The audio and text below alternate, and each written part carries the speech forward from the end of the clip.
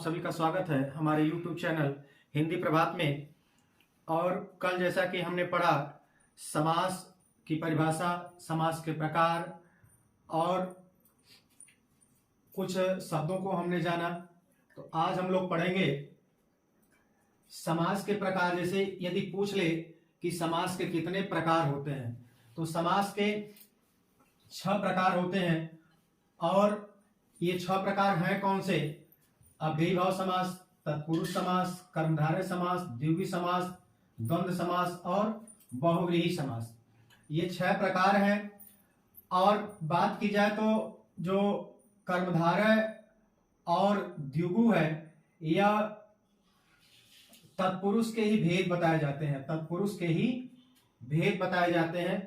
तो इस तरह से हम देखें तो मुख्य रूप से 4 प्रकार हमने पढ़ा और प्रयोग के आधार पर हमने ये 6 प्रकार पढ़े थे। कर्मधारय और द्विगु तत्पुरुष के भेद हैं, परंतु यदि परीक्षा में पूछे कि समास कितने प्रकार के होते हैं तो आप 6 प्रकार का ही बताएंगे। तो इस तरह से ये 6 प्रकार कौन से हो गए? अव्ययीभाव समास, तत्पुरुष समास, कर्मधारय समास, द्विगु समास, द्वंद्व समास और जो पद बनता है उसे हम क्या कहते हैं? सामासिक पद कहा जाता है। जो शब्द बनता है उसे हम कहते हैं सामासिक पद। सबसे पहले आज हम देखेंगे कि अव्ययीभाव समास यह क्या है। तो अव्ययीभाव समास वह समास जिसका संपूर्ण पद अव्यय या अविकारी शब्द हो, उसे अव्ययीभाव समास कहते हैं। जिसका संपूर्ण पद अर्थात जो 2 पदों से मिला है वह पूरा का पूरा पद जो है वह अव्यय हो, मतलब अविकारी हो, उसमें कोई परिवर्तन न हो जहां पर प्रयोग किया जाए, तो उस समास को हम अव्ययीभाव समास कहते हैं। जैसे निडर। अब निडर कहीं पर भी आप प्रयोग करेंगे तो यह परिवर्तित नहीं होगा, चाहे वो एक वचन में बहुवचन में किसी के साथ भी प्रयोग करें तो ये निडर का निडरो नहीं होता है, निडरे नहीं होता है, अर्थात ये ज्यों कहते हैं वैसे ही पड़ा रहता है। इसकी पहचान हम देखें तो अव्ययीभाव समास का पूर्व पद प्रधान होता है। पूर्व मतलब पहला पद, पहला पद जो है वह प्रधान होता है। यह क्रिया विशेषण की तरह कार्य करता है। जहां पर किसी वाक्य में यदि इसका प्रयोग किया जाए तो वह क्रिया विशेषण की तरह काम करता है। जैसे वह प्रतिदिन विद्यालय जाता है, तो जाने की क्रिया जो है उसकी विशेषता क्या हो गई कि वह प्रतिदिन विद्यालय जाता है बिना एब्सेंट हुए।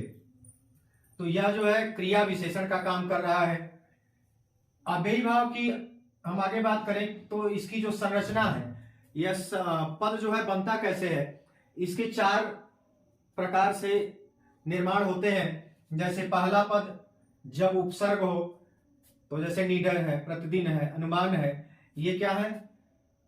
ये प्रतिदिन, प्रति और अनु, ये क्या है? उपसर्ग है। तो उपसर्ग जब पहले लगे होते हैं तो इस स्थिति में भी अव्ययीभाव समास का निर्माण होता है। और पहला पद जब अव्यय हो, जैसे यथा, भर, तब भी जो है कि अव्ययीभाव समास होता है। दूसरा पद अव्यय या उपसर्ग हो, जब किसी पद का दूसरा पद अव्यय या उपसर्ग हो, जैसे नित्य प्रति, सरयू पार, तो पार क्या है? यह उपसर्ग है, अव्यय है, और यहां प्रति जो है उपसर्ग है।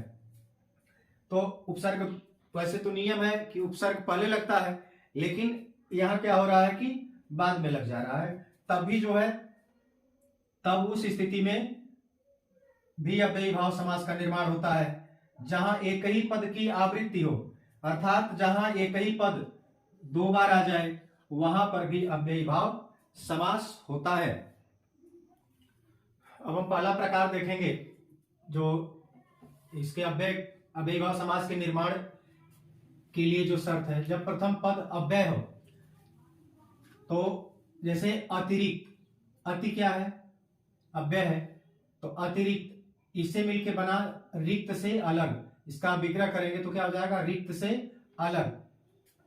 अतीन्द्रिय, इसका विग्रह करेंगे तो हो जाएगा इंद्रियों से परे, अत्यंत, अतिधन अंत संधि करेंगे तो अंत से भी अधिक, इसका विग्रह करने पर हो जाएगा अंत से भी अधिक। निडर का विग्रह करेंगे तो डर से रहित। दोस्तों इस तरह से पढ़ेंगे तो ये क्लियर हो जाएगा, कहीं पर भी हमें किसी प्रकार का कंफ्यूजन नहीं रहेगा, क्योंकि एग्जाम में अक्सर विग्रह दे करके भी पूछ दिया जाता है। दूसरा वाला देखेंगे कि जहां प्रथम पद अव्यय हो, उपसर्ग हो, सॉरी प्रथम पद उपसर्ग हो, तो प्रथम पद उपसर्ग होने पर यह हो जाएगा, ऐसे इस तरह से बनता है। और दूसरा जहां प्रथम पद अव्यय हो, जैसे जथा शक्ति, शक्ति के अनुसार, सहर्ष, हर्ष सहित, सप्रमाण यानी प्रमाण सहित, भर पेट यानी पेट भरकर। आप देखते हैं कि जहां दूसरा पद अव्यय हो, जैसे जहां दूसरा पद अव्यय होता है उस वहां देखें, जैसे अवसर, अवसरानुसार, अनुसार, तो अनुसार कहीं पर भी प्रयोग होता है तो अनुसार ही रहता है, तो अवसर और अनुसार मिलकर बन गया अवसरानुसार। तो अब यहां ये इसका जब विग्रह करेंगे तो हो जाएगा अवसर के अनुसार। कृपा पूर्वक, पूर्वक अव्यय है, इसके साथ मिला तो क्या हो जाएगा कृपा के साथ, कृपा पूर्वक मतलब कृपा के साथ विग्रह हो जाएगा इसका। सेवोपरांत मतलब उस तरह से इसका अर्थ देखें तो सेवा के उपरांत यानी बाद में, तो क्या हो जाएगा सेवा के उपरांत विग्रह हो जाएगा। चौथा इसका जो शर्त हमने देखा था, जहां पद की आवृत्ति हो, मतलब एक पद हो और वही दोबारा आ जाए, तो जैसे घड़ी, घड़ी, इसका विग्रह करेंगे हो जाए क्या प्रत्येक घड़ी या घड़ी के बाद घड़ी। घड़ी का अर्थ यहां समय से है। दिनों दिन मतलब दिन के बाद दिन। हाथों हाथ, हाथ ही हाथ में। और भी इसका उदाहरण देखें तो जैसे पल पल, पल ही पल में। फिर जैसे क्षण क्षण अर्थात प्रत्येक क्षण। अव्ययी भाव के बाद दोस्तों अब दूसरा समास जो हम देखेंगे, यह दूसरा समास जो है वो है तत्पुरुष समास। तत्पुरुष समास।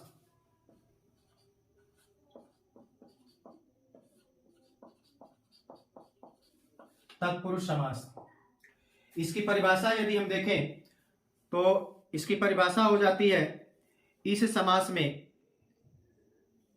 दूसरा पद प्रधान होता है और पहला पद गौण होता है। पहले शब्द के कारक चिन्ह का लोप करके दोनों शब्दों को मिला दिया जाता है, जैसे राजमहल यानी राजा का महल। तो इस तरह से सबसे पहले क्या किया जाता है, कारक चिन्ह जो होते हैं उनका लोप कर दिया जाता है, उन्हें हटा करके और पदों को मिला दिया जाता है। तो तत्पुरुष समास की परिभाषा देखें तो वह समास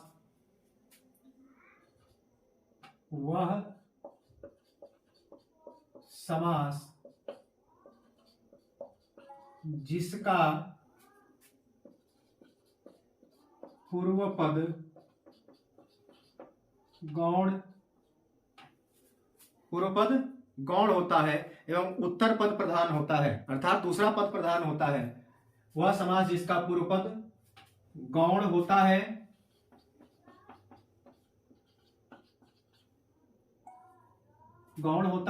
और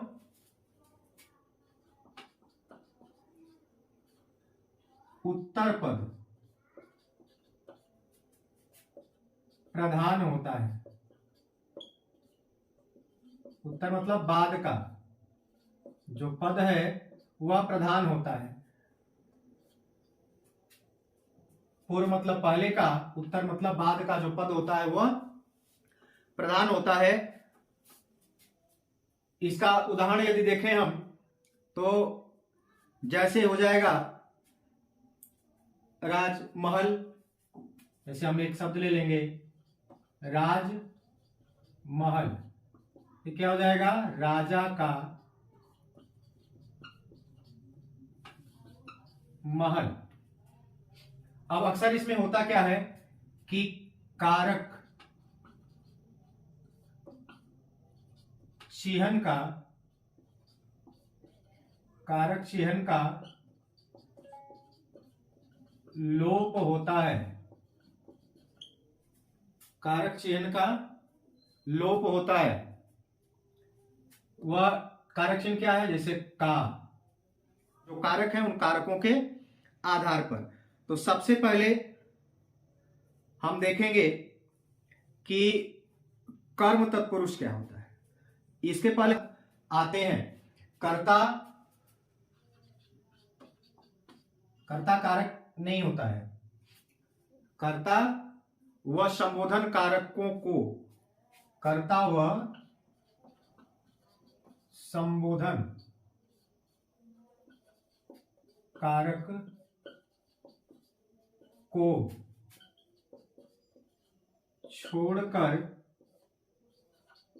अन्य कारकों के लोप से, अन्य कारकों के लोप से जो बने सामासिक पद हैं, जो बने सामासिक पद हैं, वे तत्पुरुष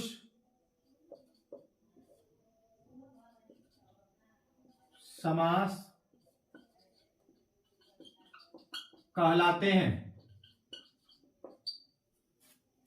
कर्ता व संबोधन कारक को छोड़कर अन्य कारकों के चिन्हों के लोप, चिन्हों के लोप से बने सामासिक पद हैं, वे तत्पुरुष समास कहलाते हैं। कर्ता नहीं होगा और संबोधन नहीं होगा, तो बचे कौन से? पहला बच गया कर्म तत्पुरुष, दूसरा हो जाएगा कर्ण तत्पुरुष, कर्ण तत्पुरुष, कर्म तत्पुरुष, कर्ण तत्पुरुष, संप्रदान तत्पुरुष,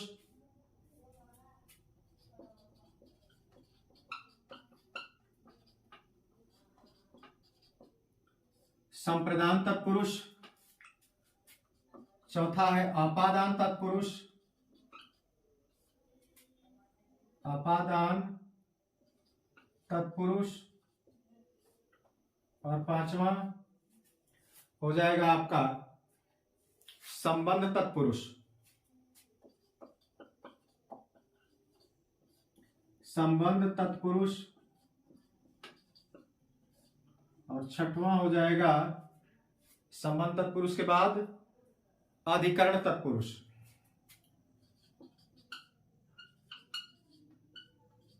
अधिकरण तत्पुरुष।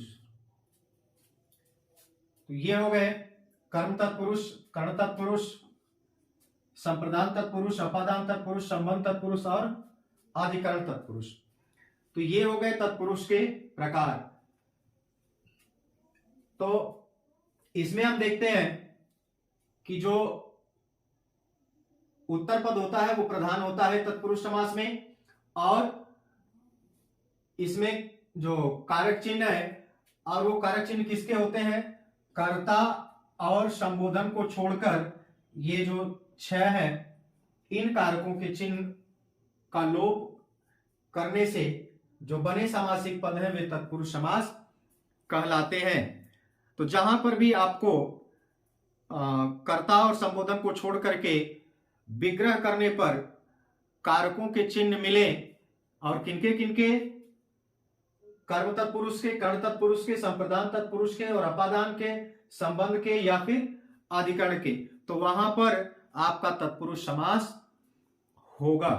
तो दोस्तों, आज का वीडियो यहीं तक। बहुत बहुत धन्यवाद आप लोगों को वीडियो देखने के लिए। यदि यह आपके लिए उपयोगी है तो चैनल को सब्सक्राइब करें और ज़्यादा से ज़्यादा शेयर करें। धन्यवाद।